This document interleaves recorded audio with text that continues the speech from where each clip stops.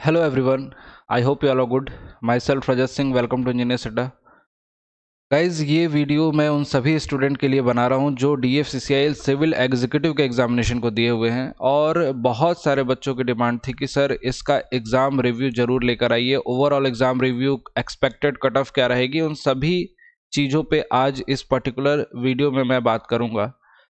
सभी से एक रिक्वेस्ट है, जितने भी बच्चे DFCCIL के एग्जामिनेशन को दिए हैं, सिविल एग्जीक्यूटिव के एग्जामिनेशन को, उनसे बोलूँगा मैं कि ज़रूर अपने मार्क्स, अपने genuine marks after negative marking, जो जेन्युइन आपके मार्क्स आ रहे हैं उसको कमेंट सेक्शन में ज़रूर ड्रॉप कीजिए ताकि आपको पता चल सके कि कितने बच्चे आपसे ऊपर हैं, कितने बच्चे आपसे नीचे। और रिक्वेस्ट यही है कि आप लोग अपने जेन्युइन मार्क्स ही ड्रॉप करिए ताकि आपको रियल अंदाज़ा लग सके, प्रॉपर एक इवैल्यूएशन हो सके, क्योंकि जानते हैं आप लोग कि यहाँ पे बहुत सारे तमाम बच्चे जुड़े हुए हैं।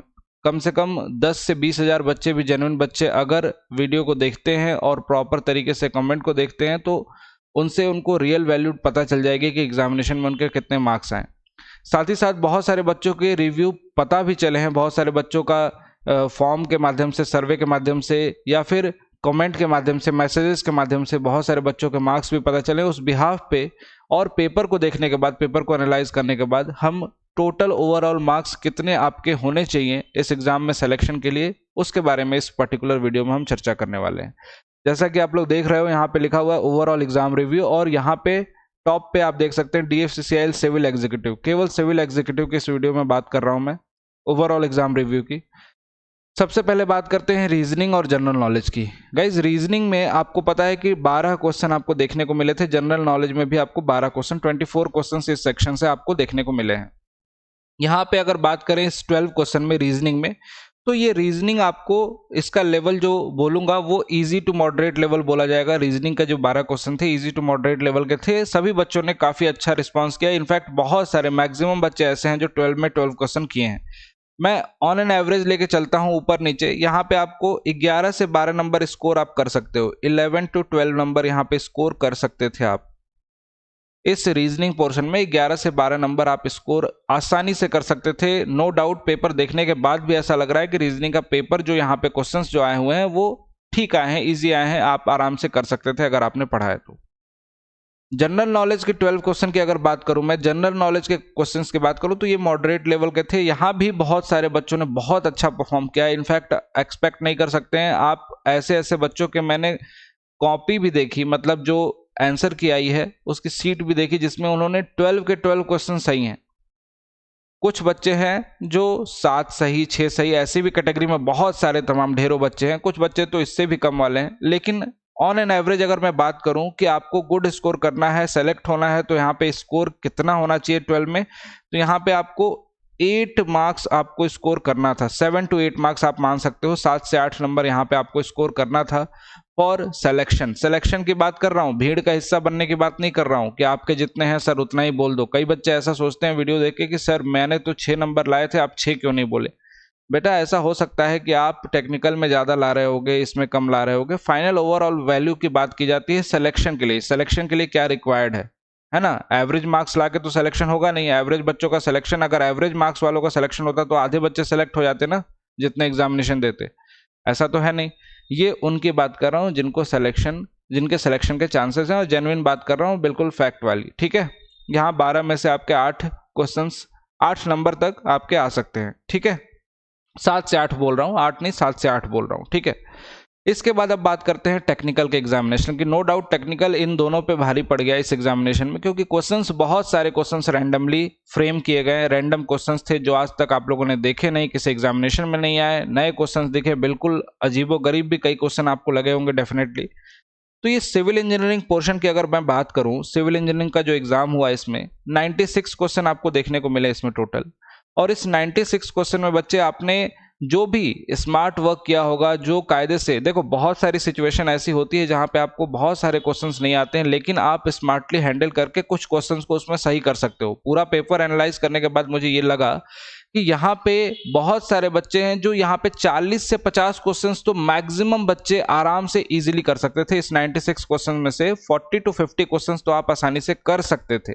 उसके बाद हर एक क्वेश्चन उतना ही ज़्यादा डिफिकल्ट हो गया था जितना ज़्यादा डिफिकल्ट आपको स्ट्रक्चरल इंजीनियरिंग लगती है। जैसा लगता है कि आप जिस सब्जेक्ट को नहीं पढ़ते हो वो सब्जेक्ट आपको जितना टफ लगता है, वैसे ही क्वेश्चंस थे, बिल्कुल रैंडमली फ्रेम्ड थे, आपको देखने को मिले होंगे। कुछ क्वेश्चंस तो आपको आते होंगे, लेकिन उसमें पूछा था इनमें से कौन सा करेक्ट नहीं है। आप एक दो ऑप्शंस के बारे में अंदाजा लगा सकते थे, जानते थे, लेकिन बाकी ऑप्शंस के बारे में नहीं जानते थे। ऐसी भी गलतियां हुई हैं, और आपसे ही नहीं, इनफैक्ट सभी बच्चों से हुई है, जितने भी बच्चे एग्जामिनेशन को दिए हैं। ऐसा कोई नहीं है जो बोले कि मैंने सर तो पूरा 120 में से 110 सही कर दिए। ऐसे बच्चे मुझे तो अभी तक नहीं मिले। ठीक है, आपको बताऊंगा कि कैसे कैसे मार्क्स मैंने देखे बच्चों के कॉपियों के। ठीक है, तो यहाँ पे 96 में अगर मैं बात करूं, आपसे जेन्युइन बात बिल्कुल बोलूं, तो यहाँ पे आप 60 से 65, 60 से 65 आप स्कोर कर सकते हो। 60 to 65 फॉर सिलेक्शन की बात कर रहा हूं। 60 से 65 आप स्कोर कर सकते हैं। ओवरऑल अगर बात की जाए, ओवरऑल अगर मार्क्स की बात की जाए, अगर टोटल फाइनल की बात की जाए, तो 11 मिनिमम मैं लेके चलता हूं। 11 प्लस 7, ये इधर के दोनों मार्क्स, यहां पे बोला था आपको 11 12, यहां पे 7 8, और यहां पे 60।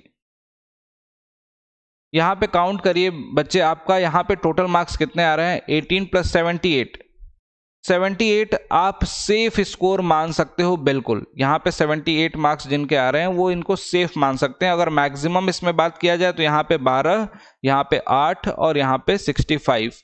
ठीक, तो यहां पे अगर इस तरीके से जोड़ दिया जाए तो एक यहां बढ़ जाएगा, एक यहां बढ़ जाएगा, और यहां पे 5 बढ़ जाएगा। ठीक, 7 मार्क्स और इसमें बढ़ा दो, तो यहां पे आपको टोटल कुल मिला के आपको कट ऑफ जो होगी वो 78 से 85 मार्क्स के बीच में आपको कट ऑफ देखने को मिलेगी।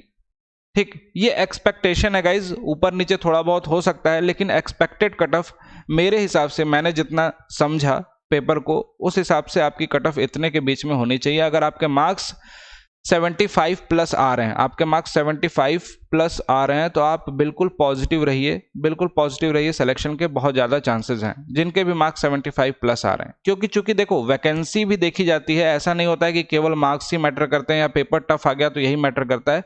नंबर ऑफ सीट्स भी देखी जाती हैं कि नंबर ऑफ सीट्स कितनी ज़्यादा है या कम है।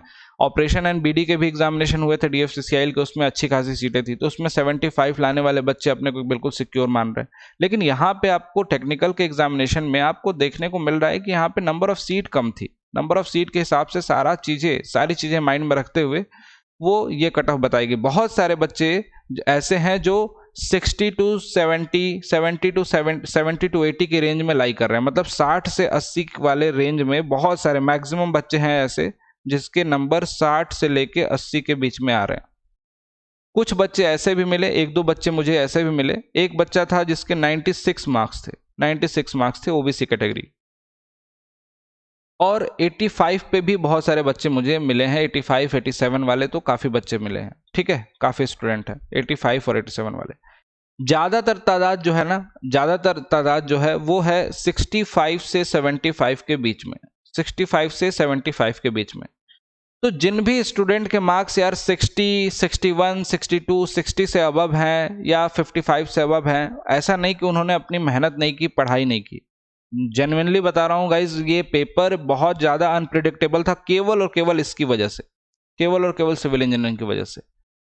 क्योंकि यहाँ पे 50 क्वेश्चन तो ठीक मिले, 40 क्वेश्चन तो ठीक मिले, उसके बाद रैंडम क्वेश्चन जो देखने को मिले वो आपके साथ ही नहीं, वो इनफैक्ट हर स्टूडेंट जो ईएस की तैयारी कर रहा है, जो गेट की तैयारी कर रहा है, हर एग्जामिनेशन की तैयारी करने वाले बच्चों को दिक्कत हुई यहाँ पे। अब करे क्या? ऐसा नहीं कि यहाँ पे आपके 60 नंबर आ रहे हैं या 60 से कम आ रहे हैं या 55 नंबर आ रहे हैं तो आपने पढ़ाई नहीं की, ये मान के आपसे एग्जाम नहीं निकल सकता। इस एग्जामिनेशन को देख के आपको होपलेस नहीं होना है, सबसे पहली बात आपको ये बता रहा हूँ। क्यों? क्योंकि आपने मेहनत जितोड़ करी है, आपने मेहनत आपकी जरूर आपके रंग लाएगी, कहीं ना कहीं किसी ना किसी एग्जामिनेशन में जरूर सक्सेस मिलेगी। क्यों इसलिए बोल रहा हूँ, क्योंकि यहाँ पे इस क्वेश्चन में, इस पेपर में आपको 60 नंबर लाना भी इतना आसान नहीं था। आप 60 नंबर भी ला रहे हो तो अगर रैंक वाइज अगर कैलकुलेट किया जाए, आपकी रैंक कैलकुलेट की जाएगी तो आप टॉप के 5000 10,000 बच्चों में आप एग्जिस्ट करोगे। क्यों?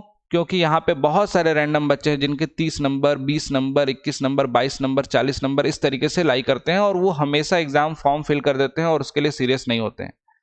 आप जो भी सीरियस कैंडिडेट हैं, जो भी इंटरेस्टेड स्टूडेंट हैं, जो सीरियस हैं, जो पढ़ रहे हैं, मैं उनसे एक ही दरख्वास्त करूंगा, एक ही रिक्वेस्ट है कि वो अच्छे से अपनी पढ़ाई को कंटिन्यू रखें, पढ़ते रहिए। आपके अपकमिंग बहुत सारे एग्जामिनेशन है गाइज, आपका एसएससी का एग्जामिनेशन है, एसएससी जेई का, एनएचपीसी का एग्जामिनेशन है। जो बीटेक होल्डर होंगे उनके पास और भी ऑप्शंस हैं। अभी आपके पास ये जो एनएचपीसी में हालांकि बीटेक तो एलिजिबल नहीं है, लेकिन आपको बात करूं अगर एसएससी जेई के एग्जामिनेशन की, यूपी पीएससी एई के एग्जामिनेशन की, छत्तीसगढ़ में एई के एग्जामिनेशन निकले हैं, यूपी पॉलिटेक्निक के एग्जामिनेशन निकले हैं, तो ये सारे एग्जामिनेशन में आप लोग एलिजिबल हो। मेहनत करते रहिए।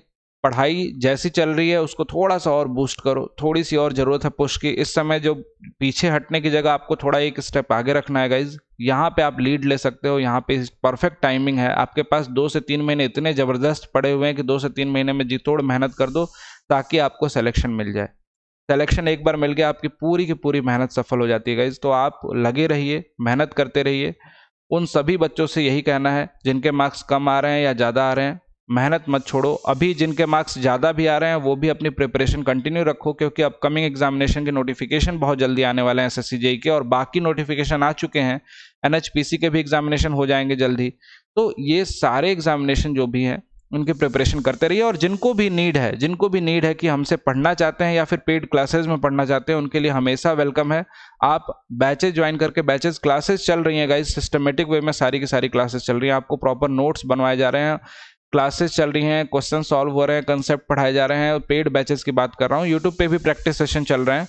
साथ ही साथ एक चीज़ और बोलूँगा कि जिन बच्चों को नीड है वो बैचेस को ज्वाइन करके अपनी क्लासेस को स्टार्ट करिए फटाफट। इसमें विलंब ना करें, देर ना करें बिल्कुल भी। कौन कौन से बैचेस हैं, और 2 बैचेस की तो प्राइस बहुत ही कम कर दी गई है गाइज यहाँ पे देख सकते हैं। एनएचपीसी का बैच जो है ये 2100 में टेक्निकल नॉन टेक्निकल कंप्लीट दिया जा रहा है। किसी भी बच्चे को बैच ज्वाइन करना है, कुछ नहीं करना, बस केवल अड्डा के ऐप को डाउनलोड करिए। डाउनलोड करने के बाद आप इंजीनियरिंग सेक्शन में जाके आप अपने बैच के नाम को सर्च करेंगे, एनएचपीसी सर्च करेंगे, सिविल इंजीनियरिंग का या फिर अदर ब्रांच होगी, अपने ब्रांच के हिसाब से उस बैच को सेलेक्ट कीजिए।